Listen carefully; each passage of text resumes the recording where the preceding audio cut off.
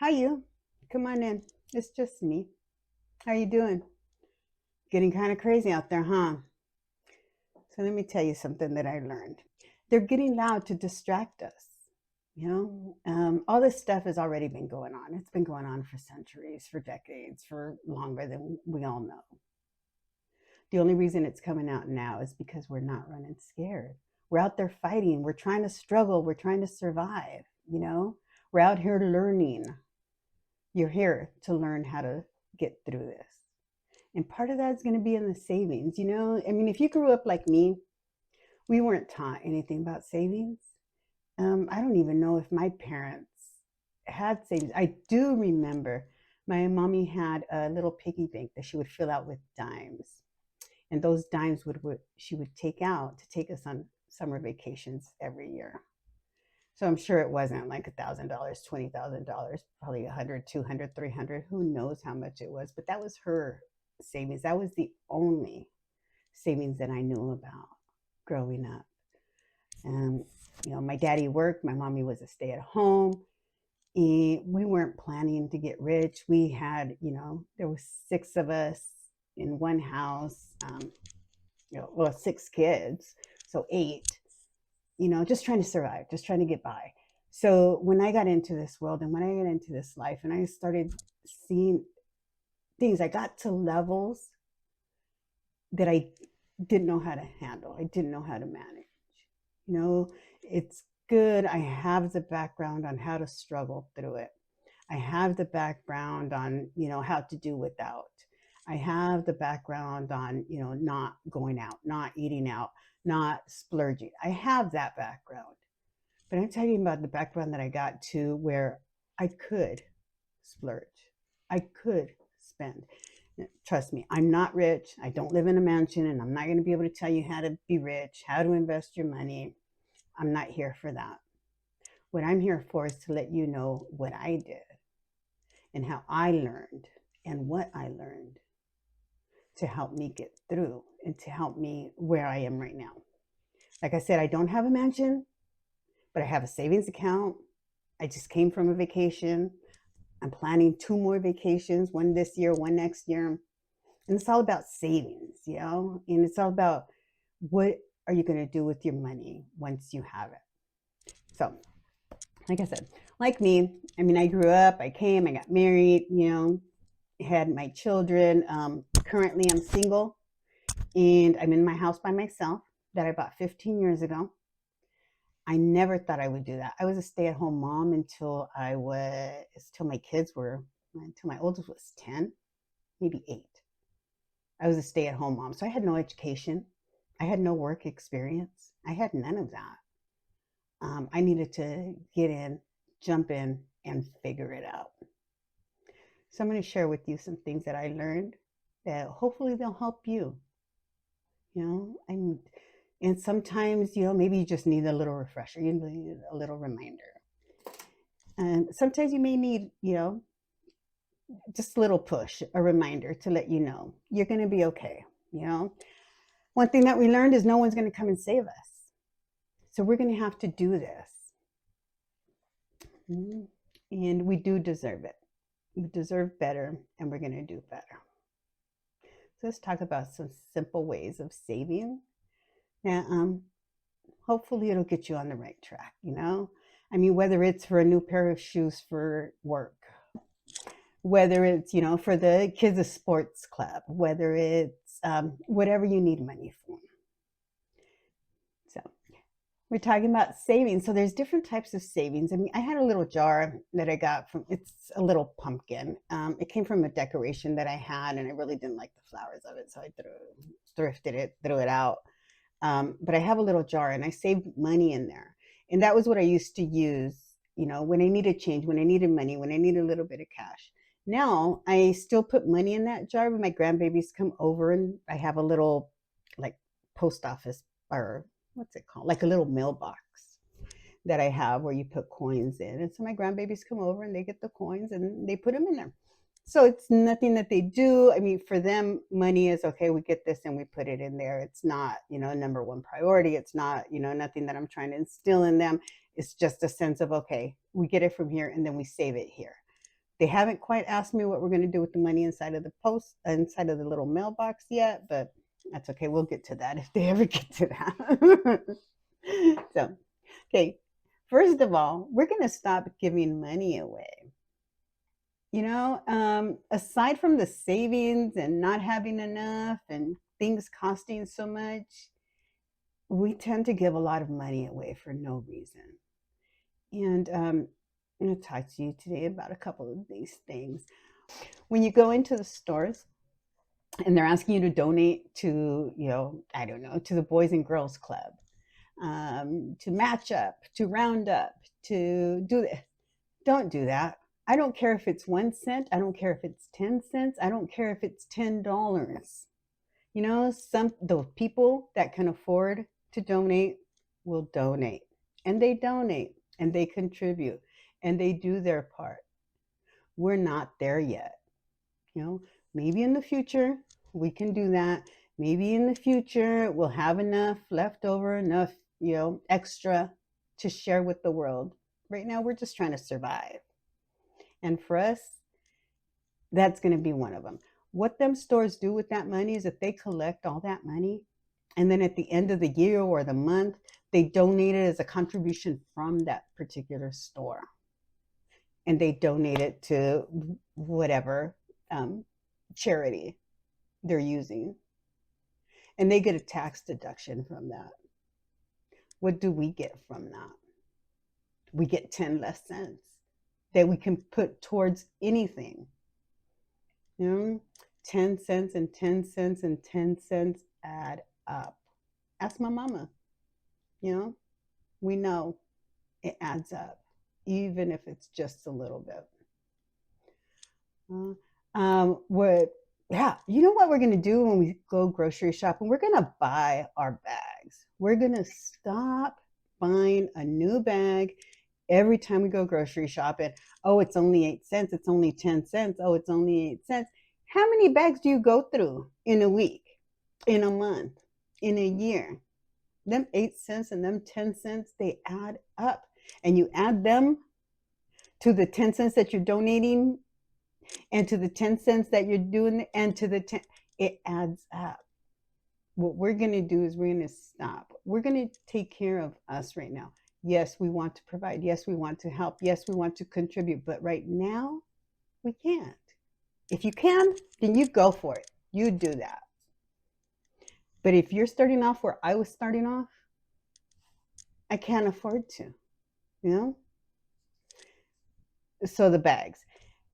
Take the bags with you into the store. Here, let me give you a small challenge. If you go into the store without your bag, tell yourself to go back to the car and get your bag, and I bet you're going to remember it next time.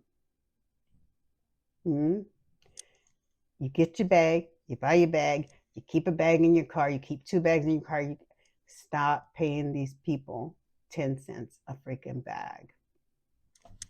Other ways that we're throwing away money is insufficient funds. What is that? Yes, once in a while you write a check and you go, oops. If you're like me, those insufficient funds come regularly because you want to pay. You don't want to be late. Because I tell you what, your insufficient funds cost more than the late fees. So if it's something that you can put off and you can make a late payment on, just add those late fees onto it rather than the insufficient funds, because those insufficient funds are attached to you. They're attached to your credit. They're attached to your account. And right now, we don't know this. But I've learned that all that matters in the scheme of things. All of it. They take note of everything we're doing. Yes, they take note of everything we're doing till we get, to a place where they can start taking advantage of us, right? So when you write a check and you don't have the money for it, hang on to it. Please stop paying these banks. And once you get enough good enough credit score, and they don't tell you this stuff. Um, you can request that they cover your insufficient funds. I have a checking account right now, and if I don't have enough money in there because of my credit score, they just pay it and they wait for me. They don't charge me nothing. They don't send me nothing. They just cover it and say, "Oh, she's good." And that's stuff they don't tell you. Stuff that we have to learn as we go. And that's stuff that hopefully I'm able to share a little bit of what I've went through. And and maybe you don't have to struggle as much as I did.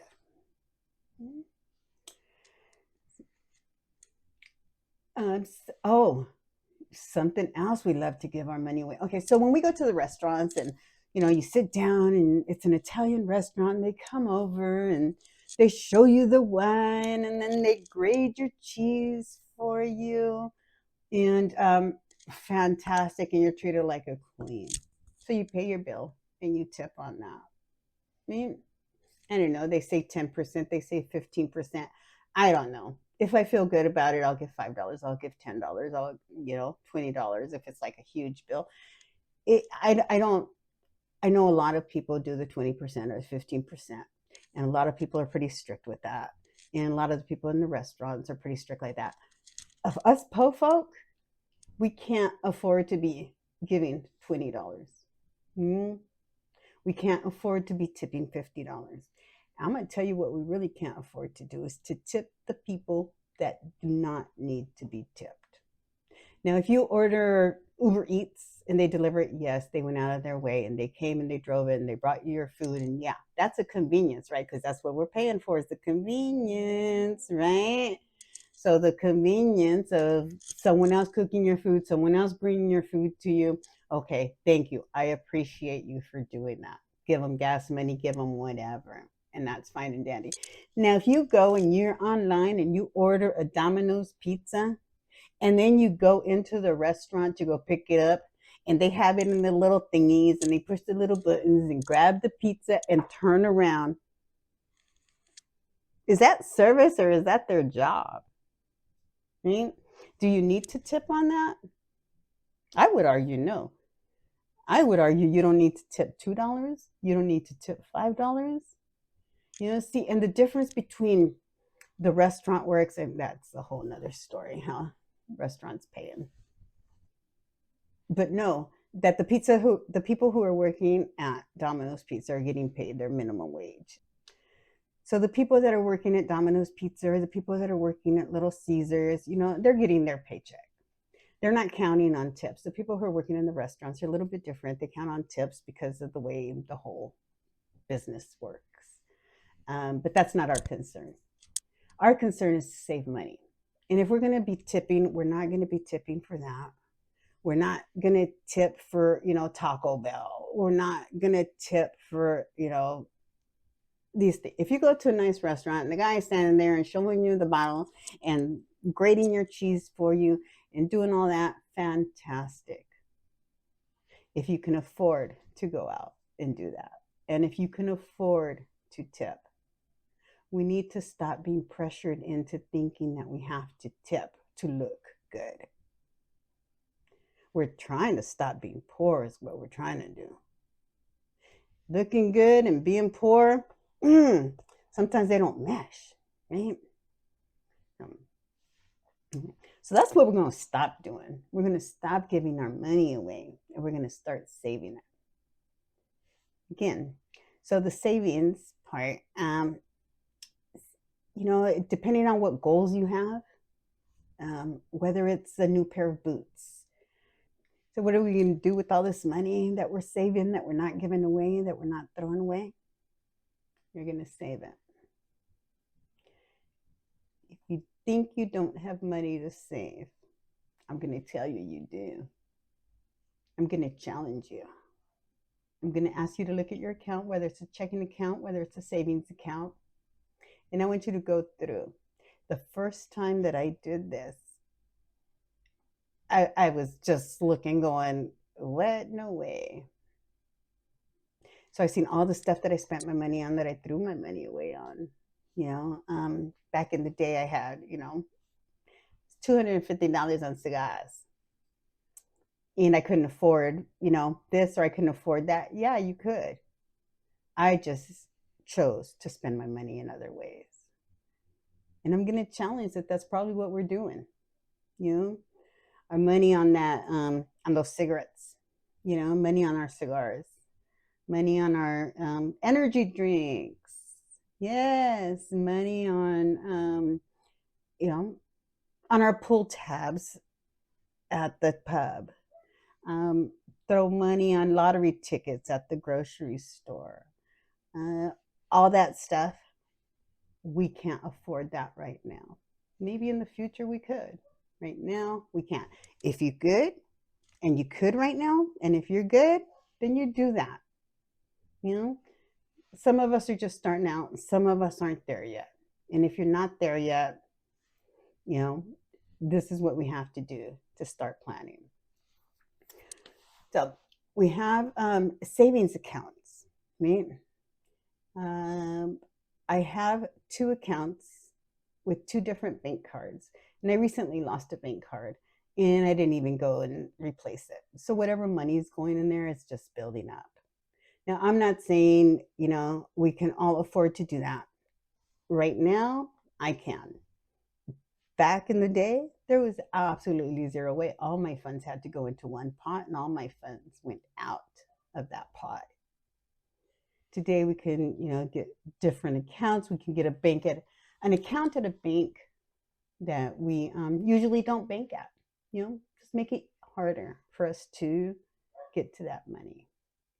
We start donating, whether it's $25, start contributing $5, $25 a paycheck, $25 a month, and you'll see how it's going to add up, and it'll grow. It's surprising how fast it's going to grow. If you do $10 a month, you know, if you're like me, having $100 saved was a tremendous feat. Having $100 for anything was like, what? I can't do that, but I could, and I did, and I had help. So there's help in the community that's going to help you budget. There's financial institutions, there's social service, community services. So there are free classes out there to help build your finances, to help you save, to help you buy a home. Um, and that's what I did. I was donating. I didn't know. I came across a social service that was in our town, and they said, okay, you can do this. And I started donating $25 every paycheck, $25, $25.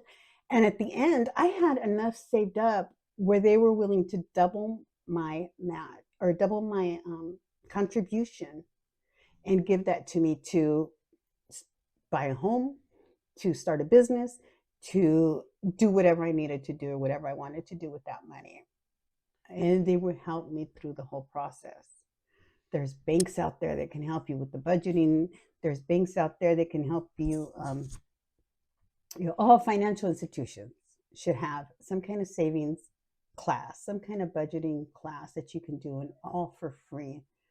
They help you save for houses. It's out there. The information is out there, depending on what community you're in. And, reach out. There's help. They want us to succeed. Not everyone is after us. Some people want us to succeed, and that's what they're here for. So when I started this journey, and I came up here with my 4 duffel bags of dreams, I had no experience. I had no direction. I had nothing but my 4 duffel bags of dreams. And through that, I'm here. I own my own home. I'm not rich by any means. I don't have a mansion. But these are the beginning steps that I took to be able to save. This is what I did and what I know worked for me. And I'm hoping it can work for you. So this was what, 20 years ago when I went through this process, trying to figure out what to do, what my responsibility was for my life, and what I needed to take care of. So I hope you enjoyed it. If you have any questions, please let me know in the comments. If you have any comments, please let me know in the comments. This is probably like level 1 savings, right? To be able to just get your pennies, to get your pennies back, to keep your pennies, to stop giving it away, you know? And then from here, I mean, we can grow. We can grow. Trust me. Right? So come back and listen to what else I got to say, you know, if you're interested. So we can do this and know that we are responsible for us. We deserve it. We can do it. So let's get to living and stop struggling.